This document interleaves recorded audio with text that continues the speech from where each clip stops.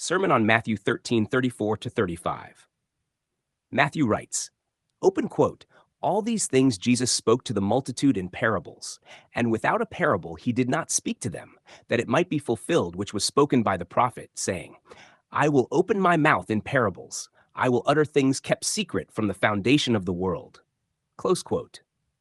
This brief statement by Matthew reveals both the method of Jesus' teaching and the fulfillment of a long-hidden purpose of God. The evangelist pauses in the narrative of the parables to explain that the manner in which Jesus spoke was not accidental. It was the unfolding of what had been written long before in the scriptures. The words Matthew cites come from Psalm 78:8-2, where the psalmist declares that he will speak in parables and reveal ancient mysteries. In its original setting, Psalm 78 recounts the history of Israel, God's dealings with the nation, their repeated failures, and the faithfulness of the Lord despite their rebellion. The psalm presents Israel's story as a lesson, a parable drawn from history. Yet embedded within the psalm is the promise that hidden things would one day be revealed. Matthew identifies Jesus as the one who brings those concealed realities into the open. Throughout his ministry, Jesus addressed the crowds with parables, short narratives drawn from ordinary life: seeds, soil, fishermen, merchants, fields, and treasure. These stories were simple in form, yet profound in meaning. They concealed truth from those hardened in unbelief, while revealing the nature of God's kingdom to those given understanding. The use of parables was itself a sign that the long-awaited age of fulfillment had arrived. For generations, the prophets spoke in anticipation of what God would accomplish. They saw fragments and shadows of a coming reality. Their words pointed forward to a time when the mysteries of God's redemptive plan would no longer remain hidden. Jesus' teaching marked that moment of unveiling. The things kept secret from the foundation of the world refer to the divine purpose that had been present from the beginning, but not yet clearly disclosed.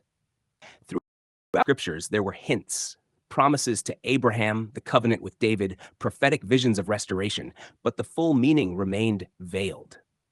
With the arrival of the Messiah, those hidden purposes began to be revealed. The parables in Matthew 13 revolve around the nature of the kingdom of heaven. The kingdom is compared to a sower scattering seed, to wheat growing among weeds, to a mustard seed that becomes a great tree, to leaven working through dough, and to treasure hidden in a field. Each picture unveils a dimension of God's reign breaking into history. Yet the kingdom described by Jesus does not conform to the expectations many held at the time. Instead of a sudden political revolution or immediate visible dominance, the kingdom appears quietly and grows progressively. Its presence is initially concealed, much like the secrets once hidden from the foundation of the world. The parables therefore serve two purposes simultaneously: revelation and concealment. Those who heard only the surface story perceived nothing more than illustrations from daily life. But those with ears to hear recognized that the ancient promises were reaching their fulfillment. Matthew emphasizes that Jesus did not speak to the crowds without a parable. This consistent pattern highlights that the revelation of God's kingdom came through a form that required spiritual perception. The mysteries of God were not disclosed through political proclamations or philosophical discourse, but through stories that carried deeper meaning. In this way, the ministry of Jesus stood at the turning point of the ages. What had been hidden through centuries of prophetic anticipation was now being made known. The secrets once concealed were not new inventions, but truths embedded within the divine plan from the beginning.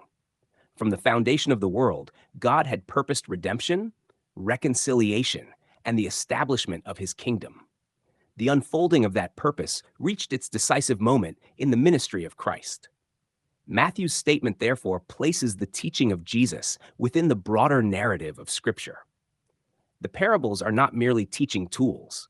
They are the fulfillment of prophetic expectation. The Messiah opens his mouth and speaks the mysteries of God's kingdom, revealing what generations long to understand.